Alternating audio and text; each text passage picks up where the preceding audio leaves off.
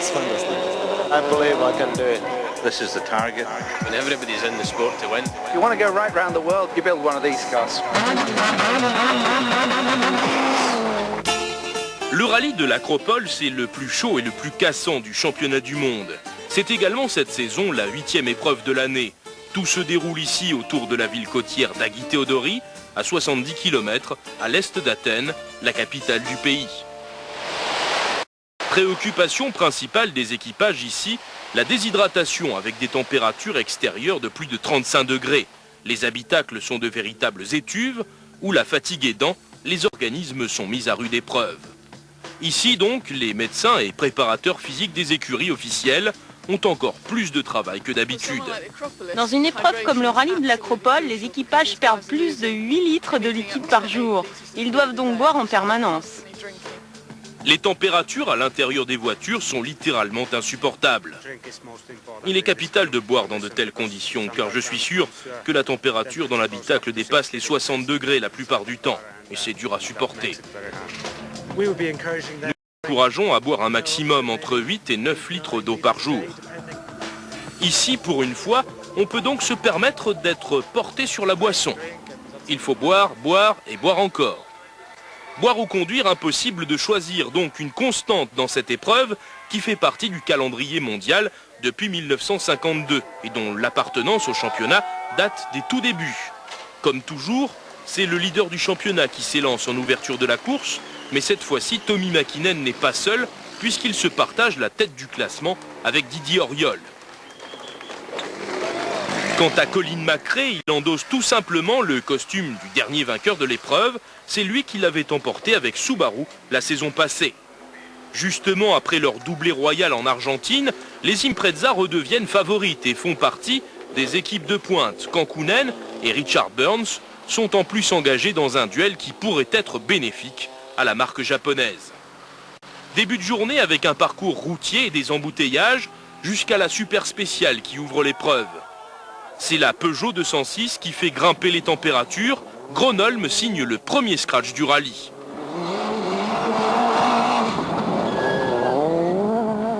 Derrière lui, à 1/10 de seconde, c'est un surprenant Freddy Loax qui se hisse provisoirement à la 2e place du classement général.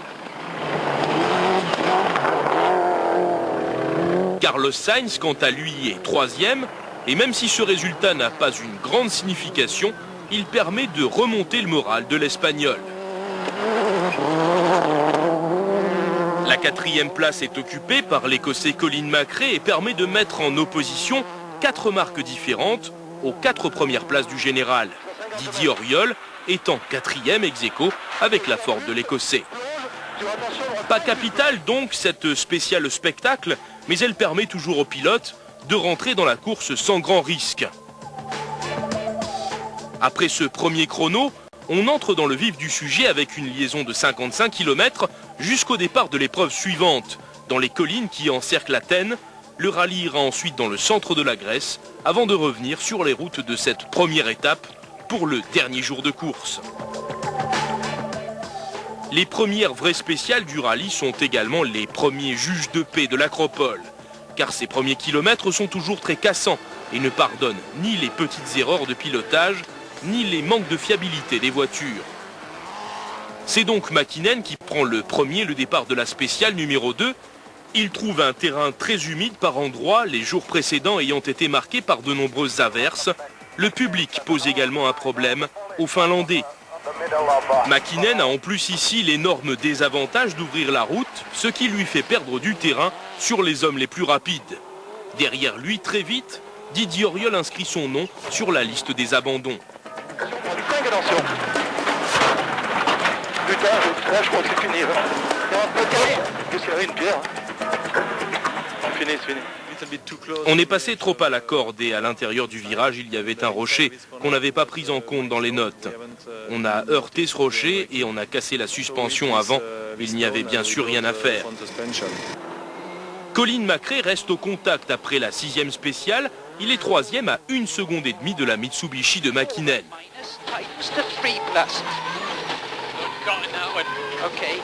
Carlos Sainz est plus loin derrière. L'Espagnol court toujours après sa première victoire cette saison.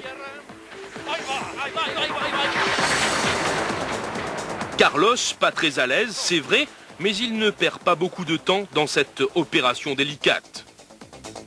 Juha Kankkunen partait plein d'espoir lui aussi après son succès en Argentine, mais il perd 30 secondes sur crevaison et sur la même pierre qui a provoqué l'abandon de Didier Auriol.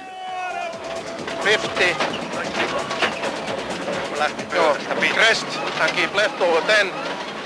Après 3 spéciales, le classement met donc Tommi Mäkinen en tête, devant Colin McRae, Carlos Sainz et Juha Kankkunen. Quant à Richard Burns, après avoir calé dans une flaque, il revient comme une bombe. Et il signe les meilleurs temps dans les spéciales numéro 3, 4, 5 et 6.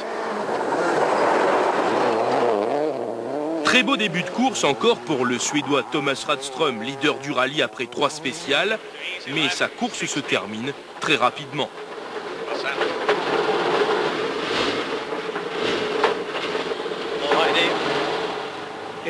C'est vrai que nous avons fait un superbe début de rallye avec Colin et Thomas. Malheureusement, dans la 4e spéciale, Thomas a connu des problèmes tout d'abord de boîte de vitesse, et puis ensuite c'est le moteur qui a rendu l'âme quelques kilomètres plus loin. François Delecourt, lui, a laissé sur la piste quelques petits éléments de carrosserie de sa 206, mais ce n'est qu'un moindre mal par rapport aux ennuis qui l'attendent. François a un problème de fuite d'huile dans le moteur. Il a perdu une grosse partie de son huile. Freddy Loax a lui fait un tête-à-queue dans la 6e spéciale. Dommage, car il était dans le bon rythme. Du coup, il se retrouve à 30 secondes derrière la Subaru de Richard Burns. Autre victime du terrain cassant, Piero Liatti et sa Seat. 5 crevaisons dans les 2 premières spéciales. À la fin du 6e chrono, Liatti est 7e à plus d'1 minute de Richard Burns. Harry Rovanperä sur l'autre Seat a lui aussi pas mal de problèmes. Des soucis encore pour Marcus Gronholm sur la 206. Le Finlandais a calé son moteur dans une flaque d'eau, classique, mais lors d'une tentative de redémarrage, c'est l'embrayage qui a lâché. Course terminée pour le Finlandais. Du côté des Skoda, c'est une erreur tactique qui repousse les 2 Octavia WRC en fond de classement. On a en effet choisi de ne pas partir avec la mousse anti-crevaison. Grave erreur, Schwarz pointe à 6 minutes du leader.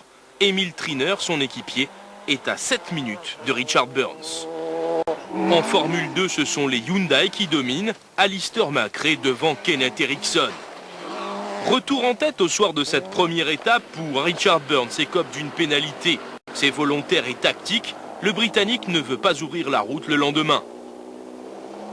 L'année dernière, j'avais nettoyé les chemins pour les autres et j'avais perdu beaucoup de temps. C'est vrai qu'il faut bien réfléchir et savoir si on a avantage à faire ce genre de choses, on va voir.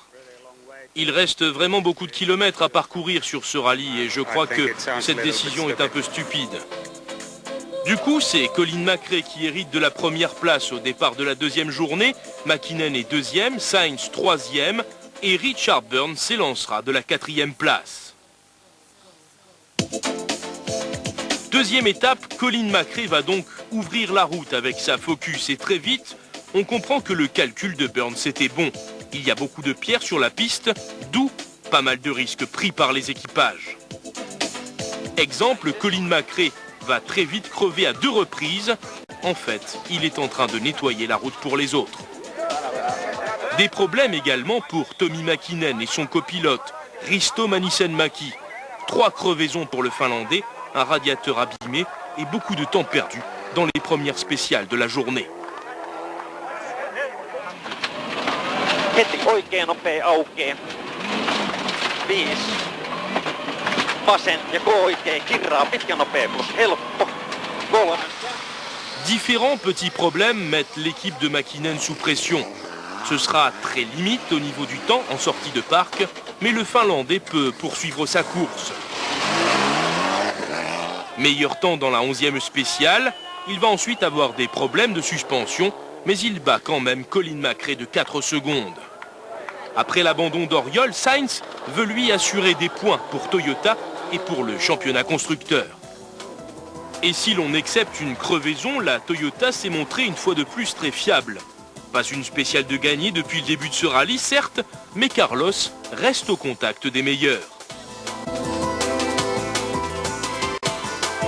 Richard Burns, lui, est donc reparti pour cette deuxième étape, convaincu que sa tactique était bonne et qu'il allait profiter d'une route déblayée pour rattraper le temps perdu après sa pénalité volontaire. Il sera le plus rapide dans 5 des spéciales du jour, preuve qu'il avait fait le bon choix. Seule petite ombre au tableau, la 11e spéciale.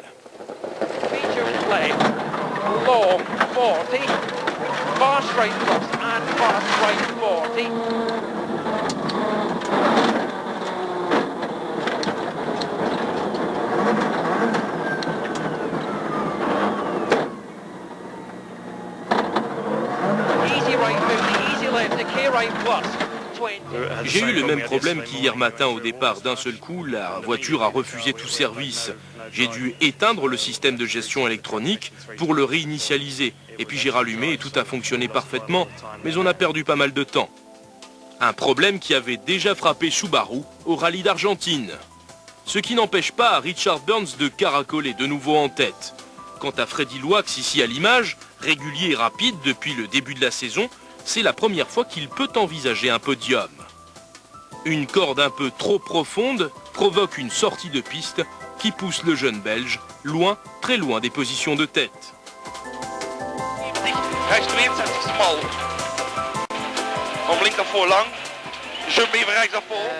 J'ai trop serré la corde dans un virage à droite où il y avait un tronc d'arbre. Et nous avons frappé dans l'arbre, ce qui a cassé la suspension et abîmé la voiture. Juha Kankkunen était 6e à s'élancer ce matin-là. Une position assez favorable, bien que le Finlandais ait tout de même perdu 30 secondes après la première étape. Mais il est en train de revenir très vite sur les leaders quand sa superbe remontée est stoppée par la passe mécanique dans la 11e spéciale.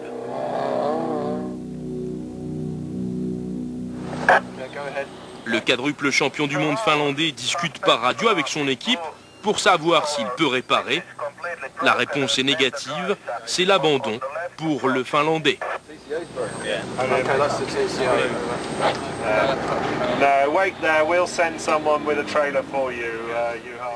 C'est un problème de suspension en fait. Le point d'ancrage de l'amortisseur sur le bras a rompu et tout est cassé. On ne peut pas réparer. On aurait pu gagner peut-être, mais Richard va reprendre le flambeau. Piero Liatti et sa Seat font de bons temps, juste 4 ou 5 secondes plus lent que Burns.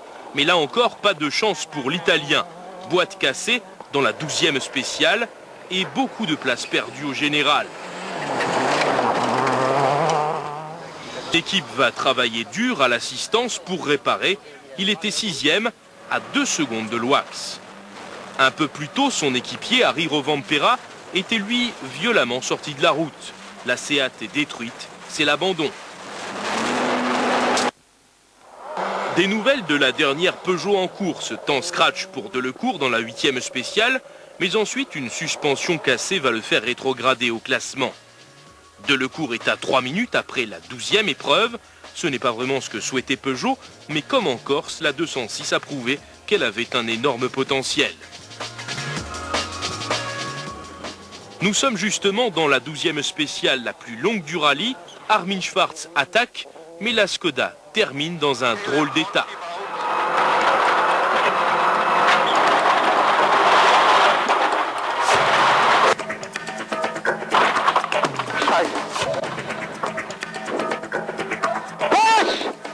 L'Octavia WRC pourra repartir grâce à l'aide des spectateurs, mais très retardé bien sûr. Emil Triner est lui à 13 minutes de Richard Burns et déjà 18e au classement général. En 2 litres, la bataille entre les Hyundai, celle de Kenneth Eriksson et celle d'Alistair McRae tourne à l'avantage de l'Écossais, le Suédois ayant été victime d'une sortie de route. Au classement général, avant d'aborder la 3e étape, c'est toujours Burns qui tient la tête, devant Carlos Sainz à 17 secondes et Mäkinen à 35 secondes. Au tableau des abandons, un nom à rajouter après celui de Juha Kankkunen, c'est Piero Liatti, l'Italien, qui sort de la route.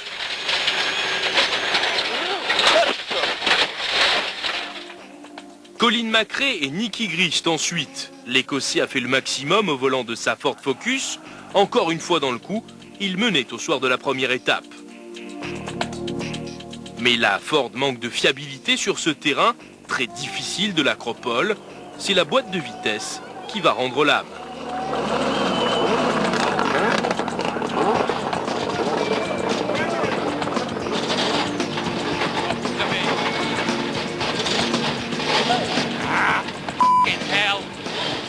What's happening with it? Après ses mésaventures en Argentine, c'est un nouveau double abandon qui vient émailler la carrière de la Focus. Nous avons malheureusement eu un problème de boîte de vitesse, il ne nous restait que la première. Nous avons perdu la deuxième, troisième, quatrième, cinquième et sixième. Et bien évidemment, dans ces circonstances, il nous était impossible de continuer.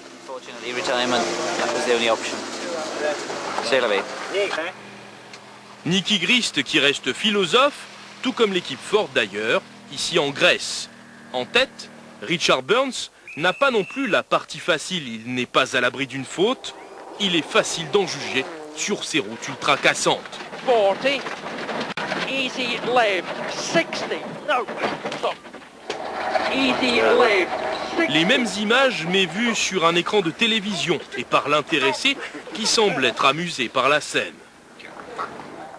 C'est vrai qu'on n'est pas passé loin de la sortie de route et je nous voyais vraiment partir sur le toit.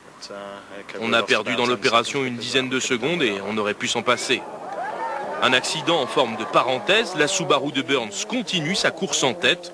Le Britannique domine parfaitement son sujet. Il remporte 3 spéciales dans cette dernière étape qui emprunte les routes du premier jour du rallye. Malheureusement, une fois encore, on remarque un public beaucoup trop indiscipliné, voire même agressif vis-à-vis de l'organisation. Richard Burns aura donc été impérial tout au long de ce rallye et particulièrement dans les 2 dernières étapes.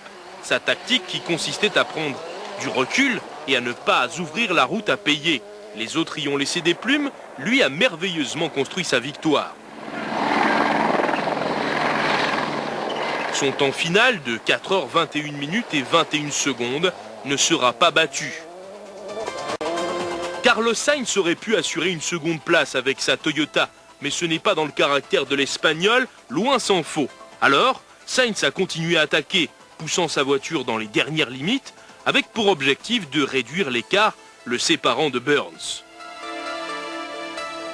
Peine perdue, une crevaison d'abord, puis un choc pénalisant mais sans gravité. Carlos Sainz n'a toujours pas gagné cette saison, deuxième à un tout petit peu plus d'1 minute de Richard Burns.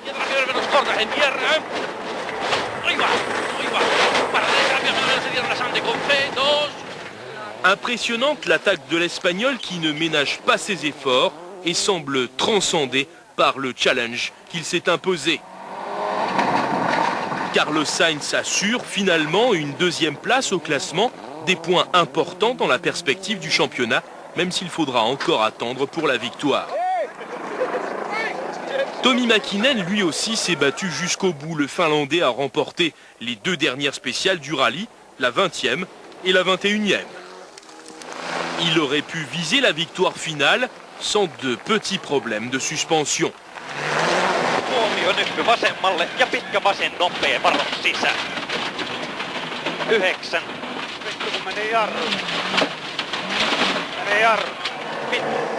Tommi Mäkinen, 3e. Freddy Louax, 4e. Mitsubishi aura été la seule écurie à amener ses 2 voitures dans les points lors de cette manche grecque. Leur course a été exempte de problèmes, même si Mäkinen a touché, roue arrière gauche et suspension abîmée. La Mitsubishi continue cependant sa course, mais le Finlandais a perdu du temps. L'écurie pourra réparer sa voiture, mais avec quand même à la clé une pénalité de 50 secondes.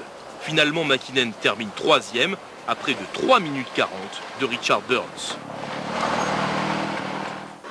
C'est vrai que nous avons eu un problème de suspension. C'est une petite pièce en aluminium qui a cassé et qui nous a obligés à ralentir le rythme parce que la roue était vraiment en train de se détacher.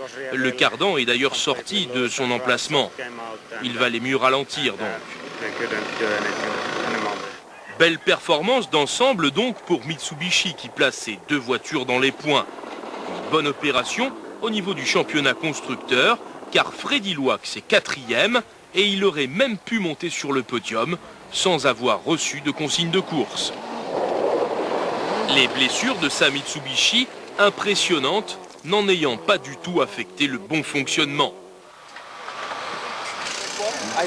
Freddy Loax explique ici ses petites misères à son patron, Andrew Cowan.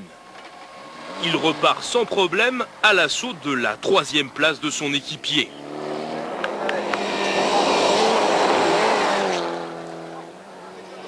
Il va même lui mener la vie dure avant que l'équipe ne décide de lui donner consigne de course. Rechts 130 min. Hump 150, rechts 130 min. 100, even links. Freddy Loax est en effet passé devant Mäkinen au classement général. Il doit donc s'arrêter pour permettre à son équipier finlandais de reprendre sa place sur le podium.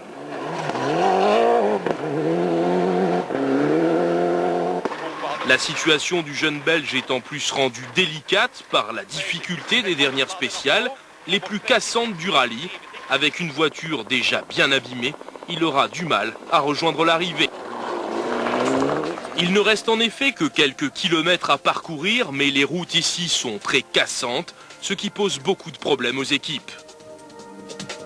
Le terrain est vraiment très accidenté et il semble humainement impossible de conduire là-dessus. La surface est vraiment très abîmée, beaucoup plus que les années précédentes. J'espère que nous allons pouvoir passer ces dernières spéciales parce que pour l'instant, on dirait plus qu'on est engagé dans une épreuve de rallye raid. François Delecourt et son équipier Daniel Gratalou auraient certainement préféré rentrer à la maison.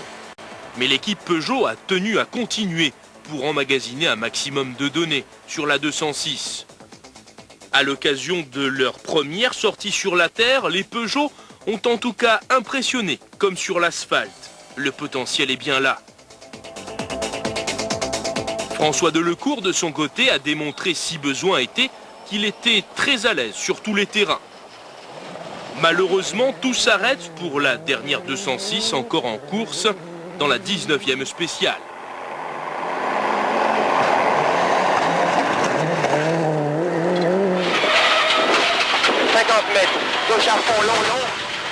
Comme la veille, on le voit sur ces images, c'est un amortisseur qui est passé au travers de la caisse. Aujourd'hui, cependant, c'est une des roues arrière qui est touchée. On le voit encore mieux sur cette image. Nous avons déjà eu un problème au tout début de la spéciale, un manque de motricité. Et puis ensuite, après une quinzaine de kilomètres, l'amortisseur nous a joué un tour. Et là, c'était terminé, malheureusement.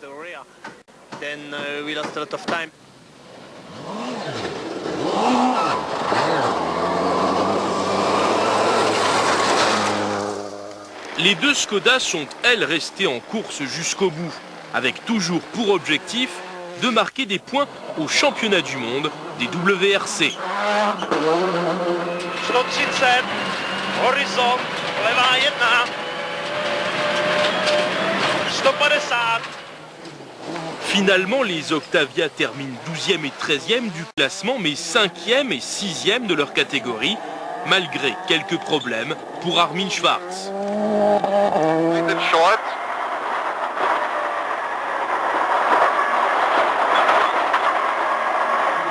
Des problèmes de moteur, mais l'Allemand pourra terminer.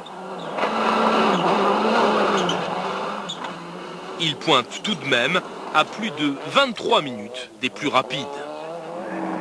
En 2 litres, c'est Kenneth Eriksson qui impose sa Hyundai Coupé et marque des points importants au championnat.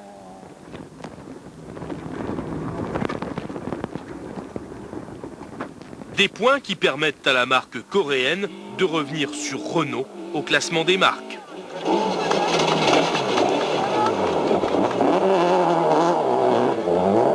En fin de course, en 2 ou 4 roues motrices, tous étaient d'accord pour reconnaître la difficulté de ce rallye de l'Acropole. Richard Burns le premier d'ailleurs, mais il a su déjouer tous les pièges de l'Olympe. Une belle confirmation après sa seconde place en Argentine, Burns félicité par son équipe et par sa fiancée.